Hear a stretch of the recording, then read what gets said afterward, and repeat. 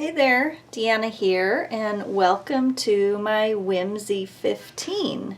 This is 15 minutes of quiet creative time just for you that we can spend together. And this kind of 15 minutes of creativity is something that really helps me when I'm feeling stuck, or I feel like creating but I'm tired, I don't have an idea, I'm in between projects. One of my favorite things to do is pick a color palette and just create the colors. And a lot of times from that I get some inspiration and some ideas. And so today I'm going to be mixing the Golden Sunflower palette. That will be the colors used in my August Little Bite, which is a 1-hour watercolor whimsy class. And what I really enjoy doing is pulling a card from Sarah Renee Clark's Color Cube. I happen to have her volume 2, but you don't need to use these color palettes. You could get paint palette swatches from your local hardware store. You could look on Pinterest and collect your own Pinterest board. I've got one. You can follow me there. You can go outside and take a picture of flowers or something outdoors that you really find the colors to be beautiful, and you could paint from that. So a color palette is just colors that are inspiring you that you may want to use in your artwork. So I am going to use some cards from Sarah Renee Clark's Color Cube, and only because I really like it. It really motivates me. And I have pulled some colors that to me could be sunflowers. We've got a huge sunflower garden, and they're not all yellow. Some are dark orange or maroons or browns, and some are really pale yellows. So I pulled a few cards that make me think of the sunflowers that are in our yard. And I also got out a painting that I've recently worked on. This is daisies. And I like the light, kind of warm spring feel of this. And this color palette was a combination, just to give you a reference, of this card and this card. And you can see that there.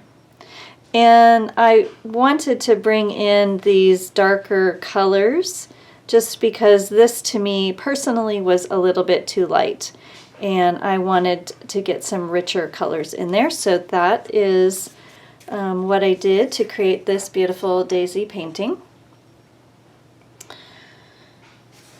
Let me get that out of the way so that I don't get anything on that. So I think these are too light for what I want to do based on the painting and the swatches that I've already made. And here you can see these are some of my swatches here. So I swatched first. I mixed my colors and I swatch on a scratch piece of paper, and then I make strips of watercolor cards and create squares and create my own swatch palette or color palette. And so you can see, let's see, this is going to be upside down. You can see those colors along there. And then the addition of these two here. These three were very similar to what was in the other card. So this top row became my color palette for that daisy painting. And you can see that I've been practicing with other colors. I found this through another artist online, and I'm not going to remember who, but it is a painter's color diary. It's watercolor, 100% cotton, 9x12. The sheets come out, and you can use it for anything. Doesn't have to be just for watercolor. You could use it for watercolor pencils, oil pastels, gouache, whatever, acrylic, whatever color palettes you want to keep track of, and I like the organization of this, but you don't have to do that. I've been doing color palettes just on different cards for a long time, and that works just fine. But I just wanted to show you that that's what I'm going to be using today. So let's see here. I've got a little bit of a scratch sheet. I'm going to move this up a little bit. And I also don't hold myself to exactly matching or exactly the color palette. You know, I may use a combination of these in my final painting, so I may want to swatch all of these. I also think that these two are similar in color, and if you turn the cards over, it does tell you what the card colors are. And so I've got marigold and orange, crimson, crimson. So there's a couple of different ones, copper, burgundy, and black. And so I think I'm going to do a combination of these two versus this one. I like it, but I think it's too ruddy, or the corals and the this orangey doesn't really appeal to me. First of all, it doesn't really appeal to me, and second, I don't think it aligns with sunflowers. So I'm going to work with these two. And for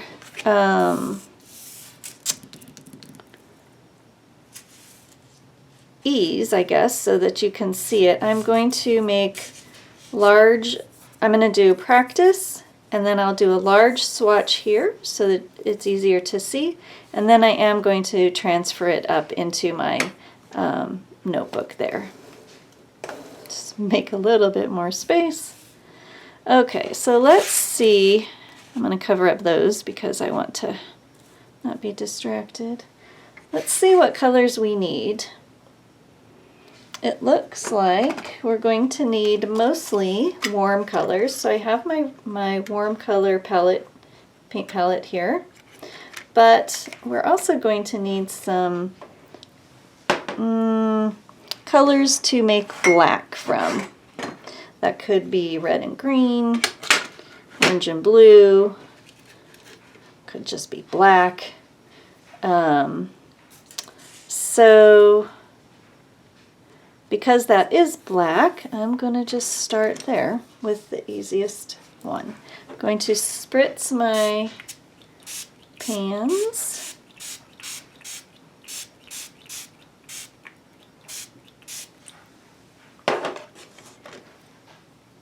So things you might hear while I'm filming, or you might hear cats running in and out of my room, my studio room. You might hear the laundry buzzer go off because I do like to do laundry while I'm painting, and that might be it. My husband is off kayaking and I get to be here. Alright, so I'm going to start with black, and I'm going to probably need 5-ish squares. 1, 2, 3. I'm going to start with this one for sure, and then I may add a couple more. So, because I do kind of like that, it's probably ochre, which mine is almost out of. And I've got some cobalt teal over here, so I'm going to get rid of that.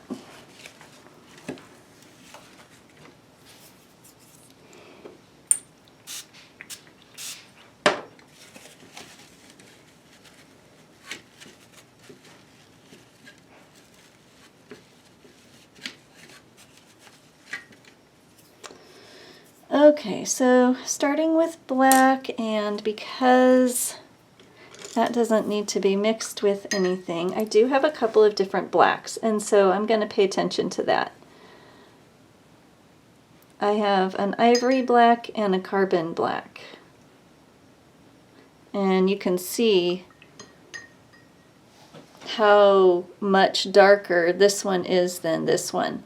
The ivory black has a little bit of brown in it, and the carbon black does not. So that could come into play if I'm mixing a little bit of black into this red. That red does look like it has a little bit of brown in it. So maybe I'm going to start there. So the carbon black, let's see, and then I'm going to get some crimson out. And I'm going to try to make this color. And take a little bit of carbon black, and I think I need a little bit more.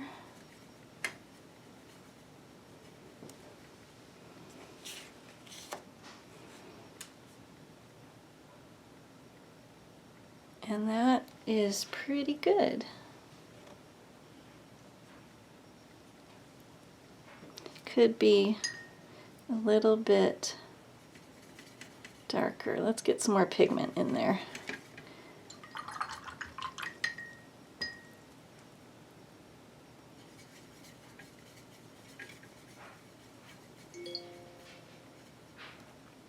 Let's see, what does that look like? Yeah, that one's darker. And so, like I said, I'm not hung up on being exact, but I'm going to go ahead and commit to that color and put that in my little box here.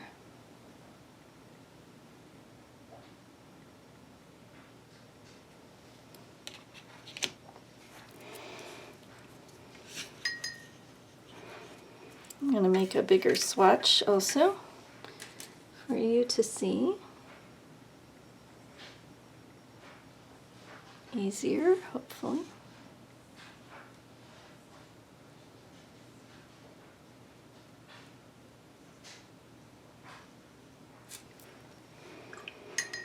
And I'm going to go ahead and put that black on, since I decided to use the carbon black. Now watercolors, you know, some are very transparent, some less transparent, but I say that because if you're trying to make it as opaque as the card, that could be difficult. And so it's going to be a little bit transparent, but you can tell that the colors are the same. I'm going to put that one here too.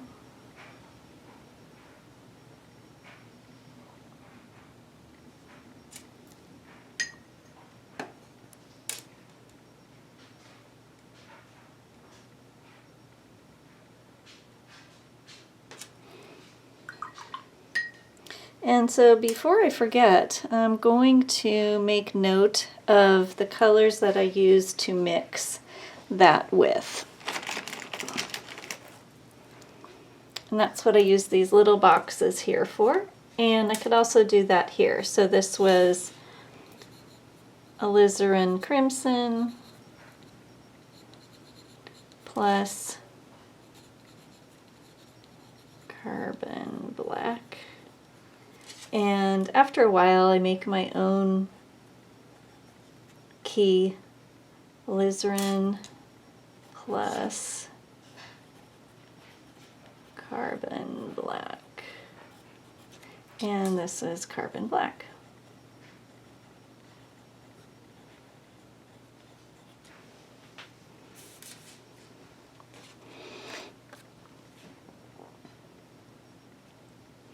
Okay, so the next color that I'm going to make is, so that was burgundy actually. So this is crimson. And let's see if our crimson is the same color as that crimson. Looks like it's pretty good. So I'm going to just go ahead and do that.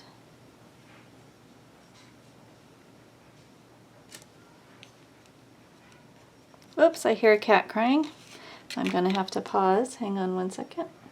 Hang on, kitty.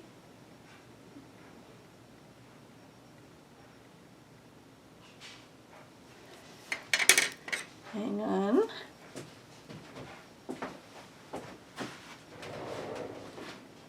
Come inside.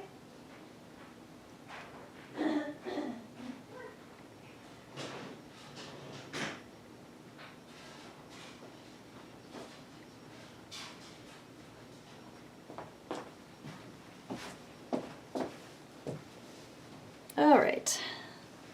Sometimes I will go back and do another layer of pigment. Just sometimes I get too much water and I want it to be a little bit richer, so I'll do another layer over that, but that's pretty good. Okay, so we've got our black, our burgundy, and our crimson, and I'm going to indicate that this was just alizarin crimson by itself. So now we've got orange and yellow, and we know that red and yellow make orange. So we need to figure out which yellow mixed with that red is going to make that orange. So that's the next step, is to figure out which yellow is that. And I think they call this marigold. So it has a little bit of yellow in it.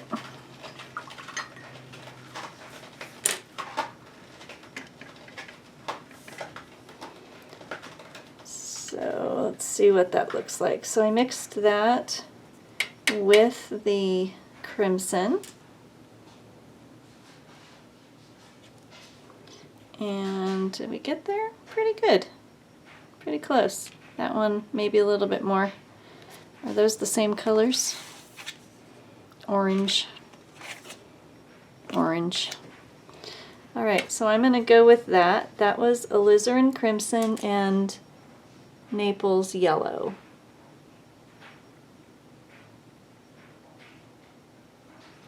And remember I said the golden sunflowers for August is my next little bite, and I'm going to be doing warm yellows, kind of like a warm summer evening. Okay, so that's my orange, and that was, oh, should I put it there too? Put it here too.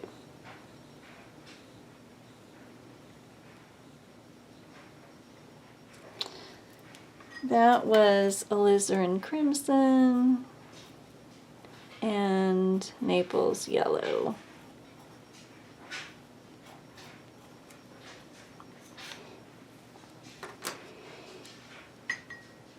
So the next one is probably going to be Naples yellow. Let me get that out of there.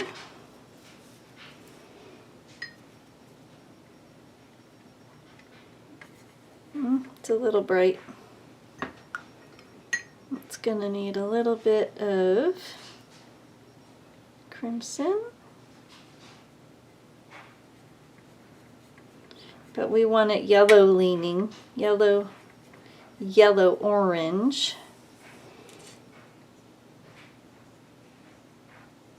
Rather than red orange. So let's see, how does that look? That's pretty good. So that was mostly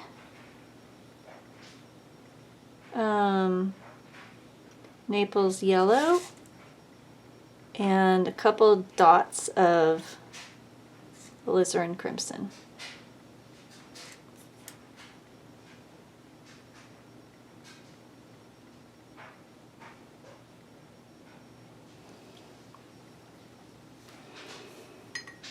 Okay, so I do want to do these two additional colors. And got ink on there. That to me looks like a yellow ochre color, so I'm going to start with that.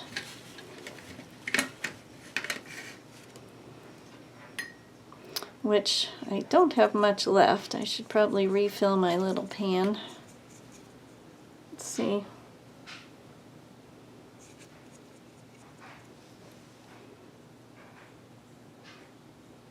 Kind of looks like that one on the end there. Yep. So that's yellow ochre.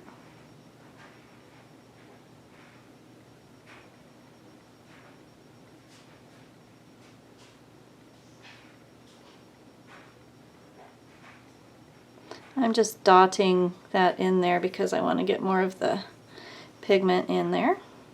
Oops. Let's see.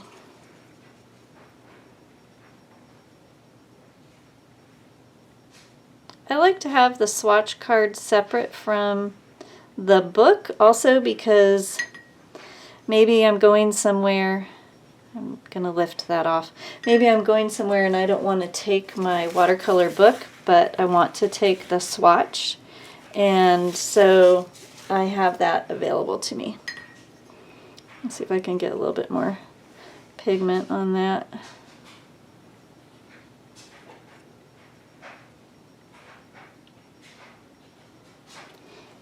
Okay. So the last color that we need to capture is this one. Maybe that is that one.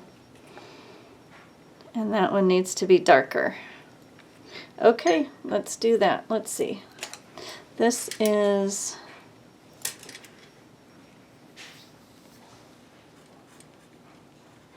yellow ochre. That one looked pretty close there though.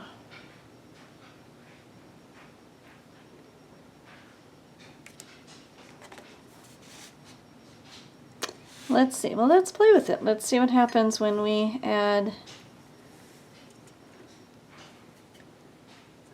if we try to brighten that. And let's try to use Naples yellow, which we used already. Let's see what that looks like. Does that give us a brighter? It does kind of. Let's see. Which I think I want. So that's another thing. You can, adding a little bit more ochre in there. Decide if you want to make this color palette lighter or darker, and I feel like I want that yellow to be a little bit lighter, and I think that is that one actually.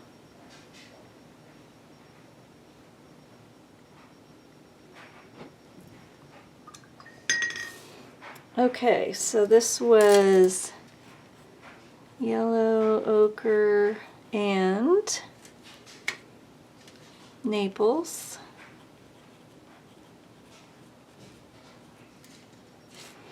And this was Naples plus a touch of alizarin.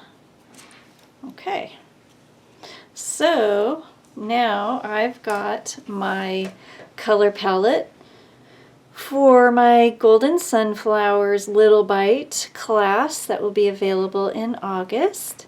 And I hope that this was informative to you. I hope that you learned something about color mixing, and also that maybe you took some time for yourself to just watch or play along, or go find your own color palette that inspires you. Glad you're here.